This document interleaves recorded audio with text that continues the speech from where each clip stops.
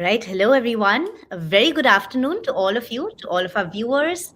We'd like to welcome you and thank you for joining us today on yet another episode of our wonderful series is the LinkedIn Live series, Leading the Change with Higher Education Leaders. This is an initiative by ETEducation in partnership with Coursera for Campus. Now, through this series, what we've been doing is really putting a spotlight on the bold ideas and the leadership that is facing and shaping the future of India's higher education. And as we've seen, as India moves forward towards a future that is truly defined by technology, inclusivity, connectivity, the higher education system is also undergoing one of the most significant transformations in history. So, driven by NEP 2020, there has been a greater institutional autonomy, technological innovation, global collaborations, and a very renewed focus on the student well being, which is so much at the heart of all of it. Campuses across the country are genuinely rethinking how they teach, operate, and prepare the learners for the 21st century. So, without any further ado, in today's episode, we are focusing on shaping the new era of learning, key higher education trends for India in 2026. So, a bit of future forecasting here. And our esteemed panel is going to do exactly that. They will help us explore what this transformation really looks like. So, as we look ahead to 2026, what does truly a future ready Indian campus look like? We'll understand this in terms of the curriculum, the learning experience, and the overall outcome that each campus can deliver for their students. So let's dive right in now. I'd like to very warmly welcome our esteemed panel of experts today. As you can see, we have truly some leaders from across the country. So first, I'd like to welcome Mr. Riaz PM, Executive Director, Kerala Development and Innovation Strategic Council. We have Dr. Santosh S. Sonavane, Vice Chancellor, Pimpri Chinchwad University. Dr. Shiv Kumar, Director, CT Group of Institutions. And Professor T. Kishen Kumar Reddy, Vice Chancellor, Jawaharlal Nehru Technological University, Hyderabad. And joining us from our esteemed partners, Prashasti Rastogi. She's the Senior Director for Coursera for Campus and Government. To all of our panelists, such a warm welcome to you and thank you for joining us today. We're very looking forward to this conversation. Great. All right, so thank you, Prashasti. Yes. Let's dive right into it. We're going to cover truly a wide era of topics during this session. But to get kick-started, if each of you can give us maybe in a line or just, a one summary of a key trend that you each see truly shaping higher education in India by 2026, particularly as we are seeing India accelerating in its shift towards a complete skills-first era, something which is quite unique and novel in our context. So, Professor Kishan, would you like to kickstart? What, according to you, is a key trend to look forward to in 2026? I think the traditional courses should become multidisciplinary and make our students industry ready through skills and not through syllabi. And we should teach the students how to learn because the answers are already available at the click of a button or writing a statement on the chat GPT, etc. So I think more than teaching students, we have to be with them. We have to go in there. Yes. Right. We seem to have lost you briefly, but thank you for that. We'll come back there. Mr. Riaz, would you like to answer the same question? Yeah, thanks, Navina, for the wonderful question. In fact, to me, this is India is going through a very transformative area or period. And most of the time, when India became independence, we were very backward in terms of the education literacy, and even the gross enrollment ratio in higher education was very low. Now, with the introduction of the NEP has given a different boost to the entire higher education system itself, and it is aiming for the focusing on the gross enrollment ratio on one side and quality on the other side itself. I think our trends has been shifted from rote memorization to skills prioritizing employability, innovation, and social responsibility. I would suggest that the key skill set can be categorized into four different buckets. One is related to 21st century cognitive skills, primarily focusing on the critical thinking, problem solving, creativity, innovation, all those bring together a 21st century cognitive skill. That would be can be considered as a first set of bucket. Then second can be clubbed in under the digital or the technology literacy level itself. Primarily in the era of the AI and data. AI and data literacy itself is a key skill set we need to promote it. Something similar, cybersecurity awareness is another area we need to look into that thing. And navigating through the online platform responsibly, I personally believe that that itself we should consider as an important skill set. And the third category can be professional skill set, where communication skill set might be an important element. Emotional intelligence is an other area we can consider. Adaptability and resilience. These are all some of the elements can be considered under the professional category. Even the collaboration and teamwork can be considered under that thing. Then the fourth bucket would be I personally believe that the life skills, focusing on the financial literacy, and government is giving a lot of thrust on the climate change and related stuff. The green skill might be a interesting component to be looked into. And above all these things, fundamentally, ethics and value need to be instilled among entire student fraternity. I think these are all the my initial thoughts with respect to the skill set. Wonderful. Thank you. And we're going to deep dive a lot more into this. But before that, yes, let's finish our opening round of thoughts of what is the biggest trend to look forward to. Dr. Santosh, what is the biggest trend to look forward to in Devina, there's a little bit of a challenge with your network. We are losing your voice. Okay. Am I audible now? Yes. All right. Wonderful. Dr. Santosh, am I audible to you? Yes, yes. Please, love to hear from you as well. Yeah. So basically, now we are living in the era where the Indian education system is competing with the global education system. And now foreign universities are coming to set up their campuses across India now. We already got few campuses in Delhi, few in Ahmedabad, and now five universities, international universities are coming to set up their campuses in New Mumbai, which is far near to our university.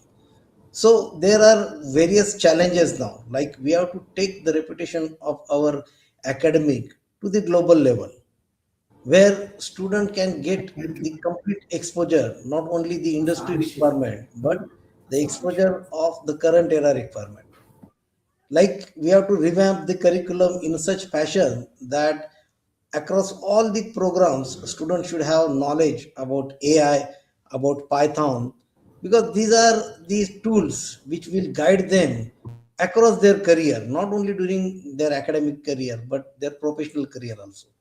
So, in line with skill development, I think more hands on practices can be incorporated in the curriculum, which will take them to more and more practical exposure across the system.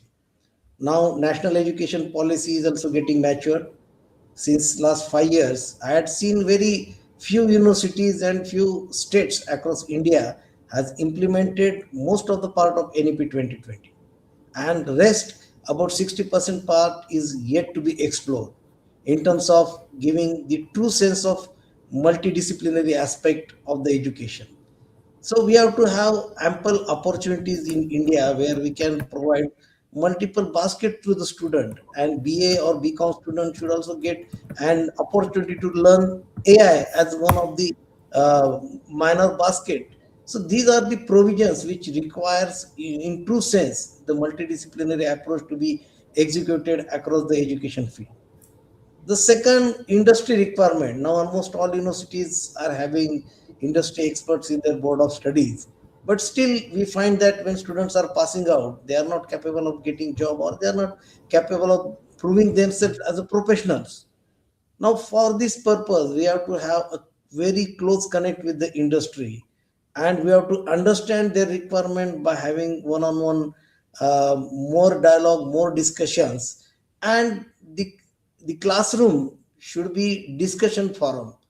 The classroom should not be an old type of teaching learning forum, but this should be converted as a discussion forum where student can get learning out of the content prior to approaching their classroom. So this type of strategies will definitely help the student, because as Professor T. Kishan already has told, that students are very techno savvy. They can search any topic at any time, and they can prepare by themselves. So now what is the requirement? Teacher should act as a mentor. That is now the requirement. So a mentor should guide the student, should have a dialogue with the student, and should root the student energy in the right direction, so that student can also have the skill requirement to be fulfilled from their end. And multidisciplinary project with practical approach will give them opportunity to learn while doing the things, rather than going through books or going through their laptops. So that is my uh, initial point with effective implementation of NEP 2020. Thank you for that. Wonderful. Dr. Shiv, let's get you in on this as well. What do you foresee as the biggest trends to look forward to in 2026 in higher education? Yeah, thank you so much, Devina. Actually, as far as my knowledge and my experience is concerned, have seen that government is giving a huge, biggest platform to make the changes in the education system. There are multiple type of approaches are there, as I'm seeing that university system. Like there are some state universities, skill universities are there, deemed to be universities are there, where there are huge difference in the curriculum. Like in the previous system, when we talk about like the conventional education system, in that theoretical approaches more rather than the practical approaches. But in the skill university system, the curriculum is up to 70% practical based. In that case, a student is able to learn hands-on experience, industry readiness program, their internship program is there. And you can say that there are some points which I should mention in this forum. uh, Now this is the era of technology, so digital first approach should be there. uh, AI is enforcing, or you can say that have some interference in the medical sciences, cyber security, automation system is there. Then second one is the multidisciplinary education under NEP 2020. The student of economics can learn the data analytics, psychology with AI, biology with business. So these are the flexibility which is provided under the NEP 2020. Other than this, skill-based and industry-integrated degrees are possible right now. So these are the basic points which I would like to mention. And other than this, one more important point is there, global exposure. Like we are having in Indian education system, now universities are approaching to the global exposure. Like there are certain programs, there are certain universities which are open to collaborate with the Indian universities. So most of the universities now having the there's such type of collaboration with the foreign universities, so that our students also get the global exposure. They use their research facilities, innovation culture, and they can make them a better professional for the upcoming future. Thank you Yes. so much. This is from my side. Thank you. Yes, thank you. We'll come right back to you. But before we do that, Prashasti, now we've heard from all of our esteemed leaders what's probably working in their campuses, in their universities. Also, there must be a lot of trends in here that are across the nation really working. But from Coursera's perspective, is there any specific trend or innovation that you see coming through that will completely shape the higher education system in India in 2026? I actually resonate with everything that my co-panelists said, and Riaz talked about cognitive skills. Right? We've also realized in that education system today that we are creating a cognitive caste system where there's no level playing field. There are students who have exposure to AI powered education, there are students who don't. I'll give you a jarring figure. The jarring figure is 3.5 lakhs per annum. And the other exciting figure is 20 lakhs per annum, right?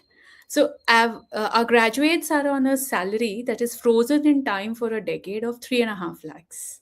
Meanwhile, graduates with AI competencies are being accepted into the industry on 20 lakhs plus upward. Isn't just a wage gap. It's actually a reflection of how we are skilling our graduates.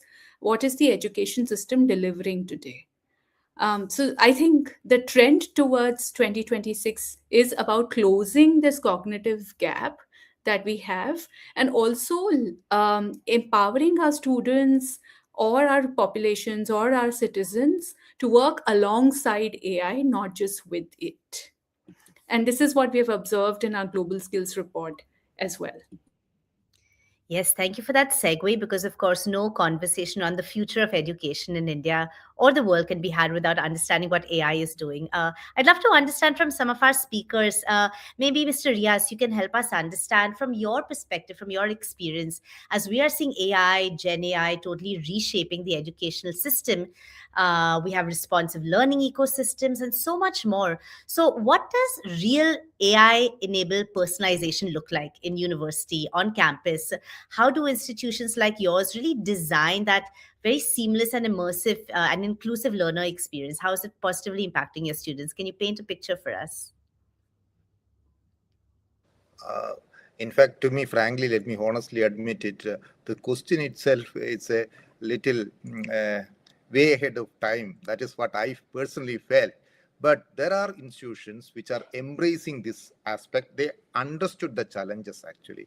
In fact, in our case itself, mine is not a university, my part of the state of Kerala thing. We have initiated a larger skilling program.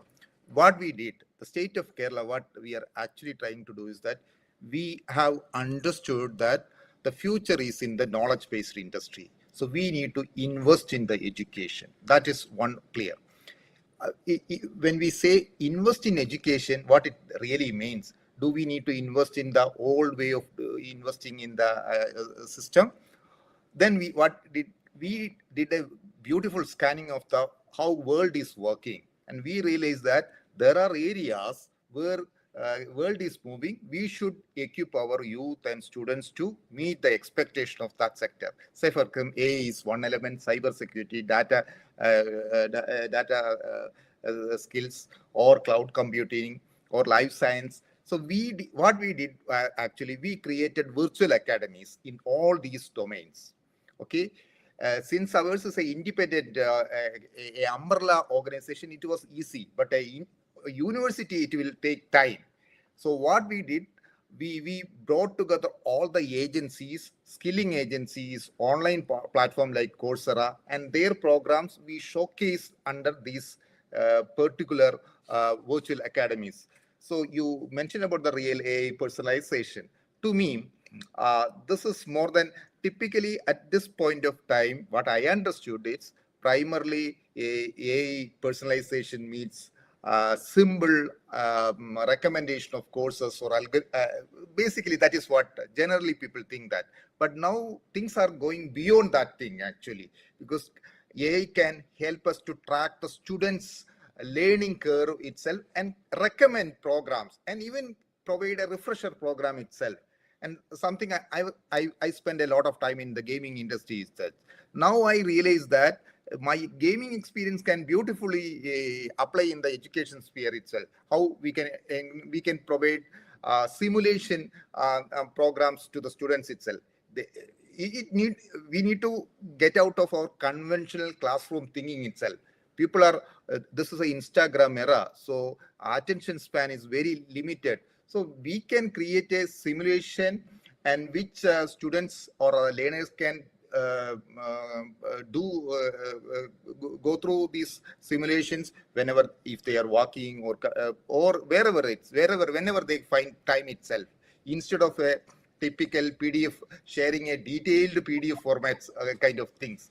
Okay, that is one element. The second element, I personally feel that thing, even technology, we should use it in such a manner that a, a textbook or a PDF format, would it be possible for us to provide a podcast kind of thing? This will be more exciting the new learner itself. Uh, I think these are all some of the typical mechanism we need to solve it. Say, for example, in one way, Prashasti had mentioned about the divide between the different groups actually. This divide is going beyond our imagination itself. Say, for example, in the AI real personalization, if we track using AI, track the learning trajectory of a learner. So, suppose if I am learning life science or whatever may be a topic, and AI would recommend that these are all the area I'm lacking, then AI can recommend a refresher program to cope up with the rest of my classmates itself. So that is the way we need to structure our AI personalization. But even in that case itself, from the institution or a university's perspective, how many faculty would be able to decipher a dashboard effectively? So we need to equip our faculties to decipher or interpret the dashboards effectively. That is one element. Then comes to the Absolutely. assessment. Of course, here most of our academicians are there. I am not an assessment expert, but still I personally believe that our typical assessment is not sufficient to meet the expectation of the new era. So we should move to the continuous and comprehensive evaluation. We are talking about all time, but now AI has as an enabler, it will help us. I will explain my failed experiment also. I work with a Singapore entity to Dr. Riaz, we'll use just the, come back.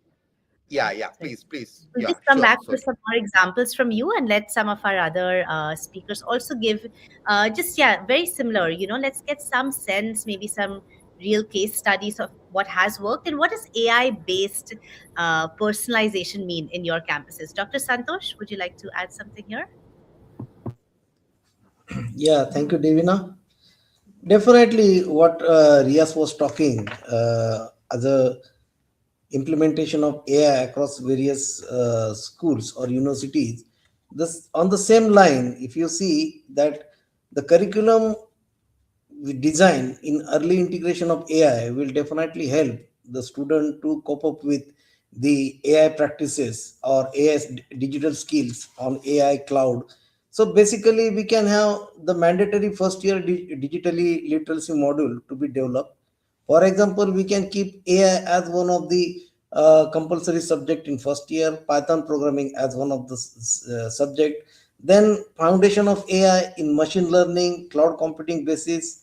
These type of practices will give the real student experience. Like I had seen many Coursera courses also. So even those who are not going for the technical courses, they can give the option of student to opt for such courses and they can undergo such courses. Now second thing, this is about the going for the I will say conceptual exposure to the student.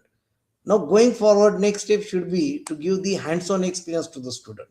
Now providing hands-on the experience will be nothing but we can give small AI driven projects at the first year level. We can give them explore the cloud platforms such as AWS, Azure, Google Cloud, which can be integrated into the coursework right from the first semester itself.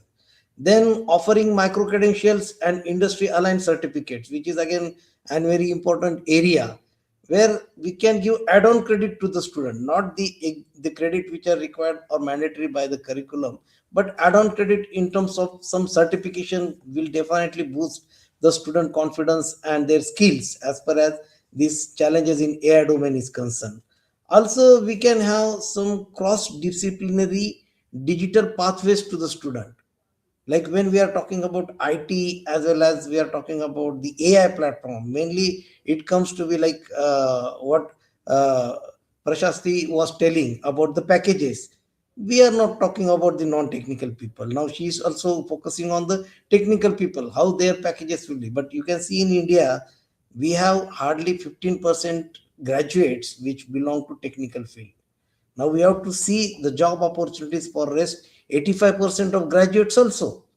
Now, for them, we have to create some multidisciplinary pathways which will also enable them, like a lawyer should have the AI knowledge, where he can explore more content to be taken out of less amount of time, so that he can collect the information very rapidly rather than searching books in a traditional way. Similarly, we can have, if we can integrate the real world tools earlier into the curriculum to the student, like the students are thinking that use of AI is nothing but use of chat GPT and Gemini. It's not limited now.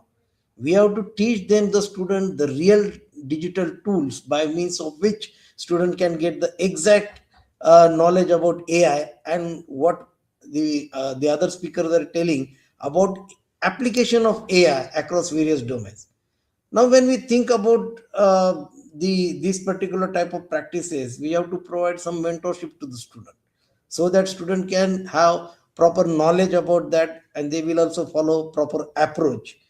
And again, you can have other options also, like you can have host boot camps for the student, where with a weeks of boot camp, student can get a lot of knowledge about the latest happening in the industry and in the field of AI. Hackathons also, we can have some competitions in which challenge based learning can be provided. So these are all platform will be there which can give them student a lot of learning, and definitely the student will come out with the skills which are really required.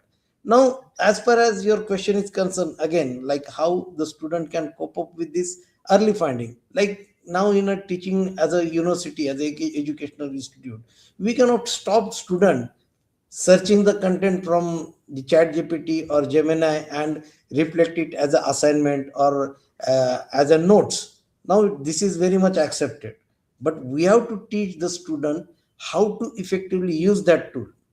We cannot ban the tool, but we have to uh, teach the student how effectively they can use it, and the assignments, the type of curriculum which is offered should be in line with this. That means use of effective use of the chat GPT and other platform, so that should be the focus. So their student will enjoy the latest technological stuff, as well as they will also have their own say or their own learning by doing by themselves. So this is what is expected in the current curriculum now. Okay. Thank you so much, Doctor. And now hearing, of course, of all these different ways of teaching, the way the universities also need to adapt, right? I'd love to understand, maybe Professor Kishan, you can tell us a little bit as to, as AI is reshaping the job expectations like we've been discussing. Most graduates, I think it's fair to say, are truly seeking this kind of certification, right? An AI based, Gen AI based industry certification as part of the course. So, with all these massive shifts, what would you say are some of the practical steps that universities should be taking to really keep pace with the evolving expectations of the students and industry?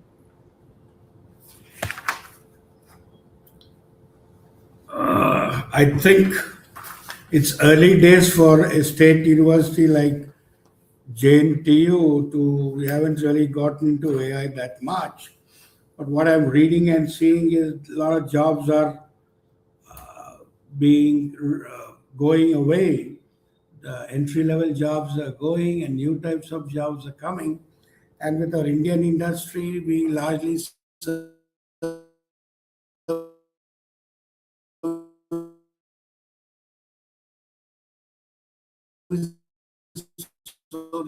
I really don't know whether our students, in spite of learning all these exotic things, will end up getting a job or not.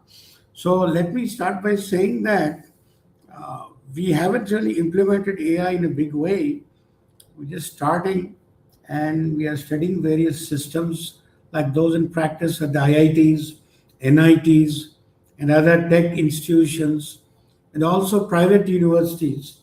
And we want to evolve our own USP. But then, having said that, uh, in our university system or in Telangana, 70% of the seats in professional courses like engineering or computer science or its variants, but the balance 30% are core engineering like mechanical, electrical, civil, chemical, metallurgy, etc. So, too much of AI interventions, online teaching may not be ideal for a professional course because Sure. children's attention span itself is very less, and unless there's a hands-on component, I think students' attention will go horry. And I strongly think that any online intervention should have a 30% hands-on intervention, either a physical lab or a VR AI lab to make them go through and simulate practical scenarios. And we strongly believe that a industry, uh, what do you call, industry 6 month internship is a must to keep Yes. him plugged to the technology part of it. Likewise, a final year, 1 semester live project in industry really will help students to calibrate themselves with the industry. Because we have a lot of defense labs in Hyderabad, we have a biotechnology sector, a pharma sector, the IT sector after Bangalore, next it's Hyderabad. And we have a lot of these ecosystems where our students can do projects, wherein they can do the AI part as a uh, to try and optimize their functionality and help them improve their. So it's too early days for me. Frankly, I don't want to say I've done much, but I'm reading and attending a lot of meetings, and it Yes. says that basically the concept of a teacher being a sage on the stage is over, and now it's more like a teacher is a guide on the side. Mm. He's a designer, That's very mentor, evaluator, and bridge to industry. But then, absolutely. what is the motivation for the teacher to really come out and help the students, that remains to be seen, because we are government entities where salaries are assured. So people's motivations are, we have to really bring it out of them. Unlike private universities where people are scared, if they don't do, they lose their job. That fear is not in our system. I mean, let me be point blank. Professor, I'd So like to unless jump in here. Just one moment, please, because I think to your point, it'll be a great contrast to invite Prashasti as well to give a little bit, because it's true, the concern that AI should not take the majority of space, especially when it comes to the education sector. But on the other hand, Coursera provides such innovative solutions, right? You're yeah, trusted, we you're are tying up with Coursera and the other company. Let me tell you, no, no, no. We already have a Dr. Reddy, I'll take it from there. And thank you for TCS. this live No, endorsement. no, and also one company. What's the other company? Professor, Software. we'll come right back to you. Maybe we'll Skillsoft. Yeah, we just have a Skillsoft tie-up as well. The reason we are doing it is we want our students to be internationally marketable. And you very well know, as per statistics, about 2 years ago, out of 3.6 lakh students who went to the US, 2 lakh students were Telugus. They're very forward looking. They like to go abroad. Now we have, now since the US options are restricted, we are sending students to Germany, to Japan, and France. Thank you. thank you. Yes, Prashasti, great time. I think once again, hearing all this from each of our leaders here, what are some of the very practical tools, your skill first, immersive learning experiences that Coursera is offering to universities? How are you helping universities really integrate this and ultimately create that measurable skill set that students do need to take home? Yeah, thanks, Devina. So, if I were to talk about how people learn, right? Um, it's also a emotional experience, not only a transformative experience. Um, I was a hesitant student in a classroom. I didn't want to ask questions in front of everyone. I did not learn to challenge status quo until I was in middle school. In middle school, through performative arts and sports, I started to develop that confidence to challenge the status quo. And I'm sure I'm speaking for 99% of the students in today's classrooms, right? So I feel students don't need students need gurus and not gpts only to learn, but at the same time, um our best practice student classroom ratio, teacher student ratio in the classroom is 25 to 1, right? um, what we need today is 1 is to 1, which used to happen 5,000 years ago, right? When Arjuna received, the sermon from Krishna in the battlefield, it was a 1 is to 1 experience, right? It was direct learning. And if I consider this whole AI aftermath that is happening right now, with transforming about 62% of the job roles that exist today, we are on that Mahabharata battlefield where we need the gurus uh, like Krishna to kind of train the Arjunas inside us for practical purposes, right? So, in that scenario, technology, and Coursera was founded by two professors, right? So, the thinking is very academic. Technology needs to solve those problems. How do we solve these problems? Give a very personalized learning experience to the students, which is uninhibited, non judgmental, and tailored to their level, which is called adaptive learning. And that is what Coursera Coach is doing, completely enabled by AI.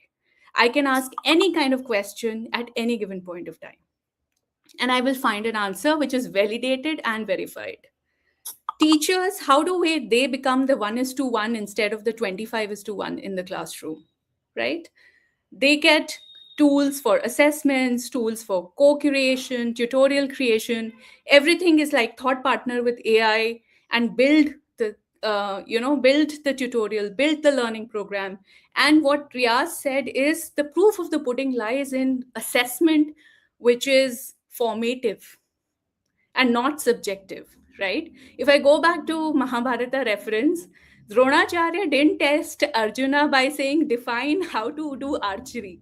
He said, hit the eye and hit the bullseye, and that's what your final examination is. Show me, demonstrate that skill that you have learned.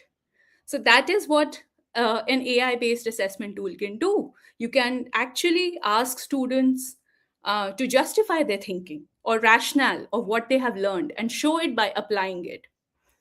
And the third piece, where I'm borrowing from what Dr. Santosh and Riaz said about how do we reach a breadth and spectrum of learners around the country, right? It's not only about engineers anymore, it's about everybody.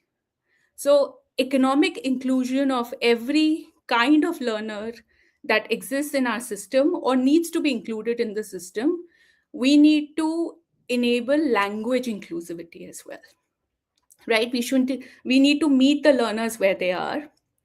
In Coursera, with machine level translations, we've been able to expand into 26 languages. And in 5 different languages, audio is also available in the native language of the learner. And we have seen that it has bumped up the completion rates by 89%, right? So we're meeting learners where they are. And all these transformations can actually democratize education and also drive economic inclusivity.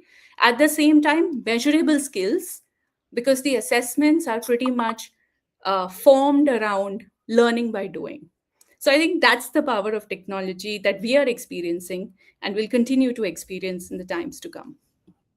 Wonderful. Thanks for that, Prashastia. What a inspiring picture of what to expect. And now, Dr. Shiv Kumar, let's get you in on this. So we've heard a lot about what universities, what industry is doing and expecting. We've heard what partners like Coursera also have to offer. So now, as we see India really positioning itself for global competitiveness in the education space, what forms of collaboration do you foresee as being effective? Collaborations with industry, ed tech, perhaps international partners as well. What do you think will be most critical in the coming years? Yeah, thank you so much for giving me the opportunity to speak. I'm the director of affiliated institute. So in the affiliated institution, there is a challenge. We cannot modify the curriculum as per our requirement, as per the industry requirement. We have to be dependent on the university system. We have to write them and waiting for a longer period to modify or to make the changes in the curriculum. So I'm thankful to Coursera kind of a platform which gives us the freedom of learning. They are offering thousands of courses which some of our students are getting through online mode. So by this way, we can only train our students. Other than this, we are connecting to the industry. We are getting the industry professionals, industry experts to our campus who ask them, who call the students, who allow the students to come to the industry, to visit the industry for the hands-on experience. They are taking some lectures, online lectures, offline lectures, and they are educating them. I'm convinced with the Santosh sir, we have to limit the use of technology. Like in some up to some extent, the students are not able to write. They are just typing some keywords on the chat GPT. They don't have thinking ability. They are losing their thinking ability. They are losing their writing ability. They are just taking some contents from the chat gpt and pasting in their reports. Even there are n number of our students, my previous students, they are preparing their research papers from the chat gpt by taking the help of chat gpt. So this is some way, you can say, thinking ability we are losing, and it should not be. So this is from my side. So it should be limited. Absolutely. Thank you for that, Doctor. So much food for thought here. I feel we've covered such slightly, well, similar but different points of view. Ultimately, of course, the role of technology and how it's going to impact us moving forward. As we slowly come to a wrap of the conversation, I'd like to request each of you to leave us with one key takeaway, maybe just a one line on a practical step, for all our viewers out there. What is the one practical step that each of you could recommend that institutions must take to move forward meaningfully and ultimately achieve this goal of a skills first model, which is what all students require? So what is that one step universities can take? Mr. Riaz, shall we start with you? It's I would say that universities, institutions, and the government should open up their minds and embrace the openness. Okay, that is the one key element. And they should promote the as a actionable item. They should promote micro credentials in partnership with the industries, and they should involve students, or they should put students at first. I think that is the key element. We need to do it. It is more than a technology. Technology will change, but the thought process and process we create, that is more important. Wonderful. Thank you so much. Dr. Santosh? Yeah. So as we are on the platform where we have the academicians as well as the academic planners also here. So basically, I think we should provide a platform to the student to learn appropriately by providing variety of content to them. So in true sense of implementation of choice-based credit system will solve the problem at a greater level, as Dr. Shiv Kumar has already explained that the affiliated colleges are having limitations, but as far as our private universities are concerned, we have all ample opportunities to provide the student with multiple uh, aspects of learning. And these aspects, because today AI, cloud computing, these are the platforms today. Now after 10 years again, new platform will be there. And at that time also, we cannot say that if you have the knowledge of AI, then you will get the job of XYZ. So there at that time again, new technology will come. And today, even if students are learning I think when they will be passing out after 2-3 years, the technology will reach to the higher level. Again, they have to start relearning. So So this learning is a continuous process which we should imbibe amongst the student.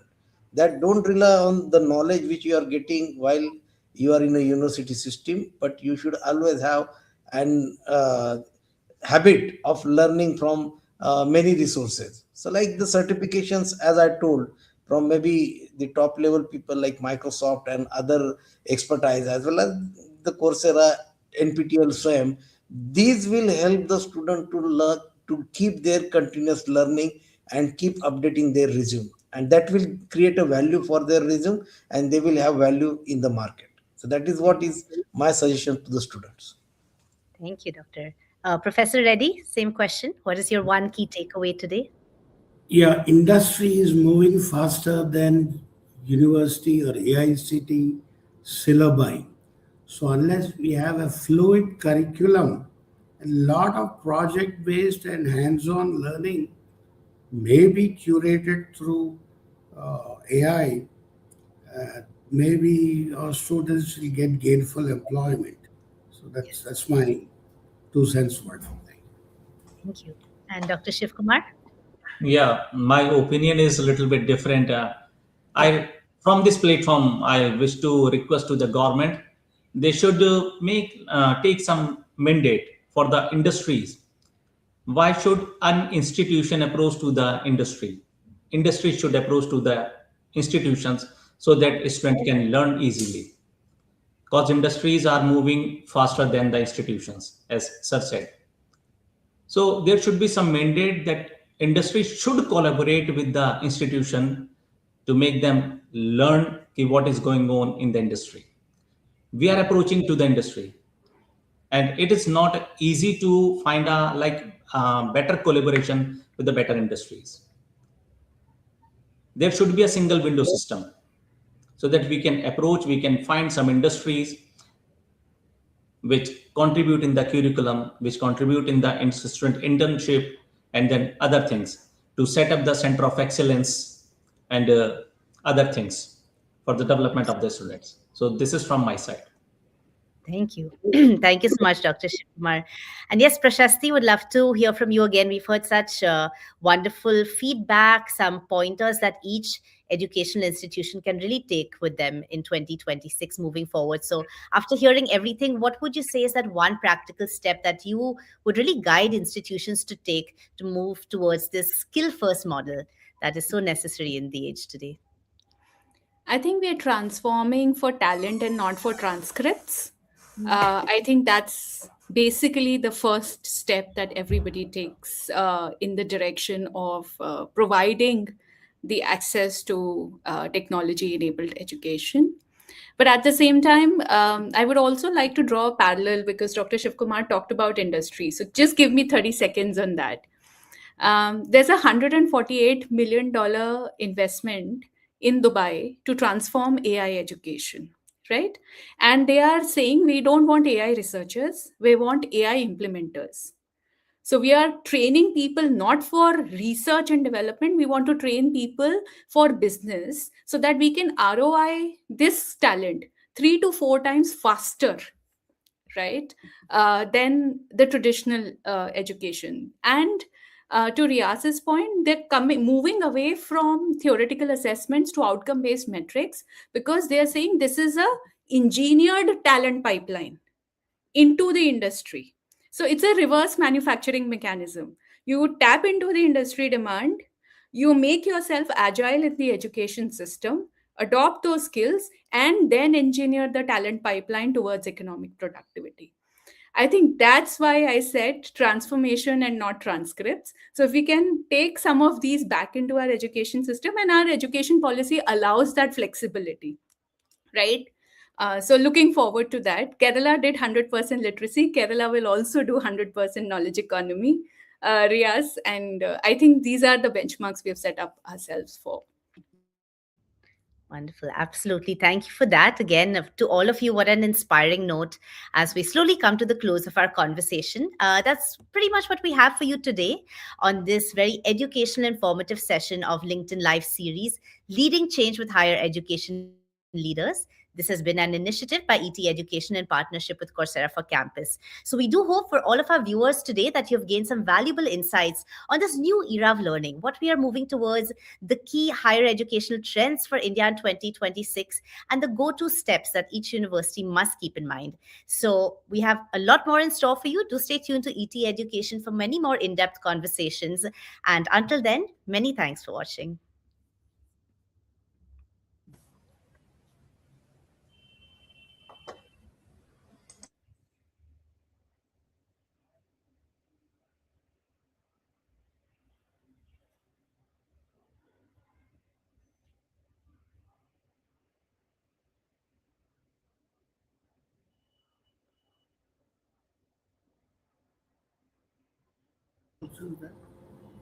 We're still live, right?